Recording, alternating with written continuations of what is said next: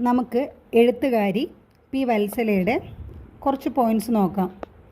കഴിഞ്ഞ എക്സാമിൽ ചോദിച്ചൊരു ചോദ്യമായിരുന്നു പി വത്സലയുടെ ആത്മകഥ ഏതാണ്? കിളിക്കാലം. വയനാടൻ സാമൂഹിക ജീവിതം പശ്ചാത്തലമാക്കിയ പി വത്സലയുടെ നോവൽ ത്രയം നെല്ല്, ആഗ്നേയം, കൂമൻകൊല്ലി. എന്താണ്? വയനാടൻ സാമൂഹിക ജീവിതം പശ്ചാത്തലമാക്കിയ പി വത്സലയുടെ നോവൽ ത്രയം നെല്ല്, ആഗ്നേയം, കൂമൻകൊല്ലി. അപ്പോൾ പി വത്സലയുടെ ആത്മകഥ കിളിക്കാലം. അതിലെ ഒരു അധ്യായമാണ് മരണം ഒരു പരുന്ത്. പി വത്സലയുടെ ആദ്യ നോവൽ തകർച്ച.